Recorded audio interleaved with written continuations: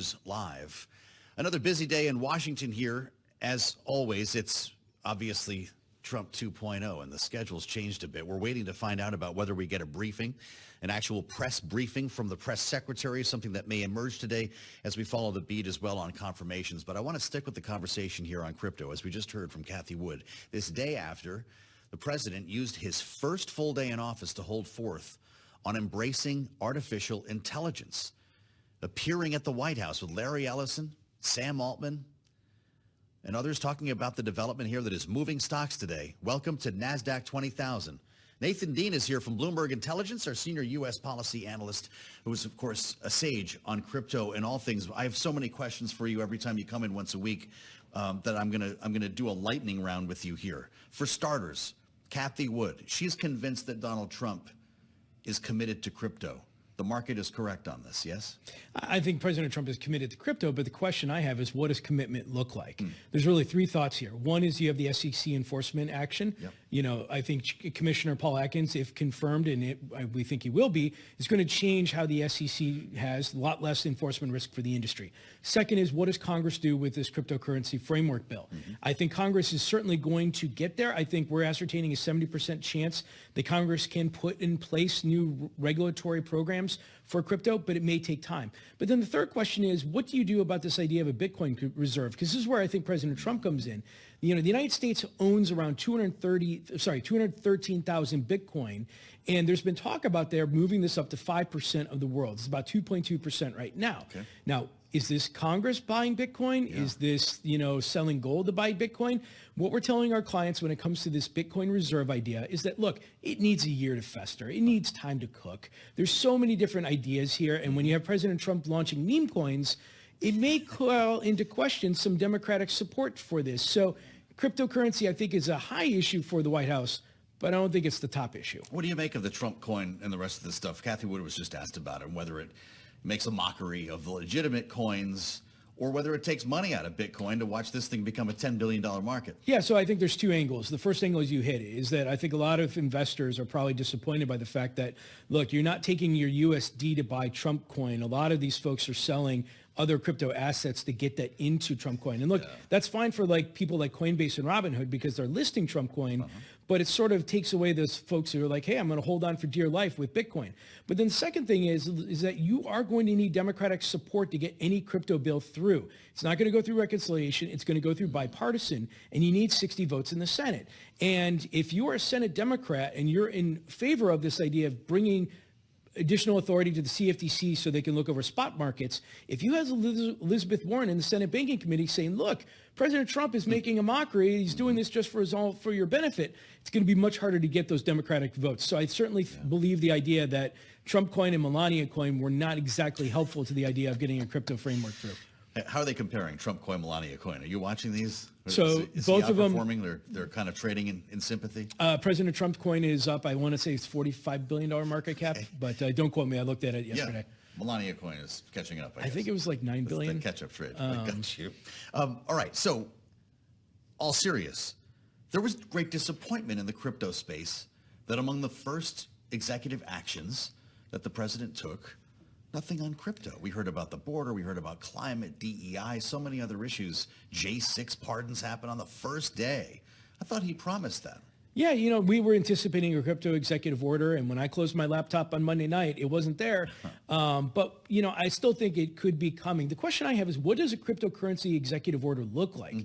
Probably will just be language like, I'm going to make cryptocurrency a strategic priority for the United States, but that really doesn't mean much. Now, he could create this reserve. He's got 213,000 Bitcoin spread amongst Treasury and Commerce, all coming from enforcement actions and so forth. You could create this reserve, but then what else are you going to do? What the crypto folks really want is a couple of things. They want regulatory clarity because they want to be able to work within the rules. They don't want a future SEC coming around and saying, here's an enforcement action for your trouble. And then a lot of the individual investors want the United States to go out and purchase Bitcoin. But notice I keep saying Bitcoin. I'm not saying like Solana or Ether or all these other coins out here. And that's where I think this idea is going to take time to cook, because there's a lot of folks around Washington who have a clear plan of what they want to have happen, but they're not in the White House. Yeah. So we could be in a Bitcoin only market at some point, is what you're suggesting? No, I mean, I think obviously if the crypto folks have their way, I think obviously, you start with the regulatory framework and then you let the free market play out. But, President Trump is also an America First president. Bitcoin is a global commodity. And would the United States want to buy 5% of the world's currency of Bitcoin when there are other actors outside the United States that could potentially decrease that investment? So I just think David Sachs, who's going to be the AI crypto czar at the White House, he's got, we generally think of czars as like the cheerleader, but if he can do an excellent job of corralling all these thoughts into a plan and then work with allies, on the Congress and the regulators to move forth on that plan, I think that's the best chance for the crypto industry. You don't want to have all these cooks coming around saying, we're going to do this, we're going to do that, we're going to do this. Well, you mentioned AI, so let's get into it. These stocks are popping today. If you look at Oracle, that's the obvious play after yesterday. It's up another 7%, but NVIDIA is up another 4% here, creeping back up on its all-time high, and we're looking at all the associated stocks move.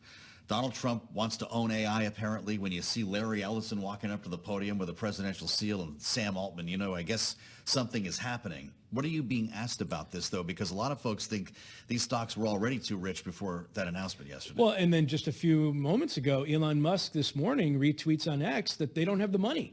So now you have the chairman of the Doge committee, if you will, going up sort of against President Trump's. I mean, President Trump stood in front of a podium and was like, this is a great investment. Yeah. And now you have one of his biggest allies saying, well, they don't have the money. So, in terms of AI, this is where it's going to get interesting because from a policy perspective and working with our, Matt Schettenhelm, our technology analyst, there's really no rules of the road when it comes to AI. And given how courts have been lately in terms of regulatory actions and stuff, this is going to have to come from Congress. And I don't really think that there's much in the way right now of congressional ideas of how to put rules into place. Everybody says, look, we have to compete on AI, we have to compete with China, and we have to invest in AI. That's great. But from the policy perspective, we're going to be the roadblocks on this because there eventually will be. I mean, anybody who's looked at the energy usage of AI over the next 20 years, you know that we're going to have to figure out a lot of energy policy. It all comes together. And right now, they're just spitballing ideas, and I don't think there's really any plan of attack. Are you a Stargate fan? You know where they came up with this name, the movie? There was a show where they're looking for power to... I mean, it's kind of amazing how... I said in our chat, I can't wait for the next project of Deep Space Nine. Okay, science fiction becomes science reality. I'm compelled by this whole thing because it does seem like Donald Trump wants to tear off the guardrails, is tearing off the guardrails here on AI. But there's also, to your point, a room full of lawmakers who need to have a say in that. Yeah, absolutely. I mean, you have it's the typical Washingtonian issue of president versus Capitol Hill. The president says, I want to do this. The folks on the Capitol Hill said, hey, please, Mr. President, remember, it's separate but equal branches of the U.S. government. But when it comes to artificial intelligence, the challenge is you're going to have an industry that's like, look, I can't wait for Washington.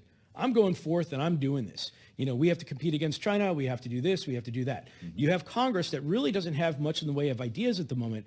Eventually, we think Congress is going to play catch up, but is it going to be too late? I don't anticipate, and Matt doesn't anticipate, any significant AI legislation coming up this year.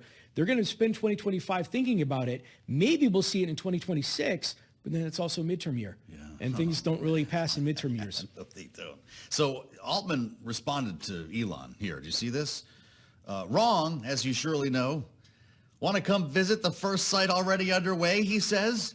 This is great for the country. I realize what is great for the country isn't always what's optimal for your companies. But in your new role, I hope you'll mostly put America first. No love lost between these two. No. We've already heard from Elon Musk on OpenAI. By the way, I don't know where Microsoft is in all of this. That's a whole other question I have for you. But is this going to be the cage match, Elon and Altman? Well, I mean, this is just the soap opera portion of the Trump administration. There's a lot of soap opera. I mean, we've talked about tariffs. We've talked about Howard Lutnick versus Scott Bessent on tariffs. Yeah. Sam Altman versus Elon Musk on AI. So this is a strategy. You just put all the fighting fish in a bowl here and see what happens. Well, this is what we tell our clients, is that you have statements from individuals that have ears of the president. Whether it's a cabinet member, whether it's an individual from the industry, they have the ear of the president. But it's ultimately when President Trump decides, that's the decision. If you go back to the Scott Bessent hearing when Senator Sanders was pushing on interest rates or cap interest rates for credit cards, Scott Bessent said, I will do what the president tells me That's to do. it. Secretary of State Rubio said the same thing in his hearing. So ultimately, it comes down to the president. All we can look at it from an investing point of view is look at the inputs that are going into the president, look at the president's past words and what we think his action is going to be, and then plan accordingly. So you've got the decoder ring. I thought so. Meanwhile, the high-tech guys, the bros, are going to have a chain fight in the driveway outside the West Wing. I haven't asked you about Capitol Hill. John Thune goes to the White House. Mike Johnson goes to the White House. We still don't have a plan.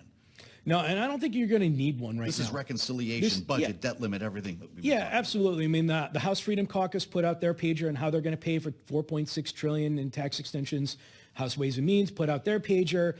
We looked at those pagers and we were like, look, this politically can't get through. This will struggle. And you think like gutting the IRA. The IRA to help pay for tax reform is probably not going to happen. The SALT deduction. Representative Lawler said today that he is never going to support any reconciliation bill unless that SALT relief is in there. He's going to the White House this afternoon. Exactly. And so when you can only afford to lose 5 votes, what happens now? Well, if there's not a must-pass piece of deadline in front of you, you've got all year to figure it out. So even though the House Speaker Johnson is saying that, expect a vote in April and May, we're telling our clients, hey, it could be June, could be July, could be October. But, until that deadline of December 31st comes around, the other option is you can always kick the can and have more negotiations because they can only afford to lose a handful of votes. So I think Washington is going to take its time. We definitely do think a reconciliation bill can pass. We don't think it's going to fail, but they have to figure this out. It's not the easiest way. They're putting a lot of square pegs in the round holes here to try and figure out what the solution is. I can hear the can playing right now. How about that? We wanted to give you a deep dive with Nathan Dean. We carved out extra time for you. People pay a lot of money for that kind of analysis. It's great to see you. Thank you. It'll change again. We can shake hands on YouTube. I'm Joe Matthew, Nathan Dean. We need to get an update on the market.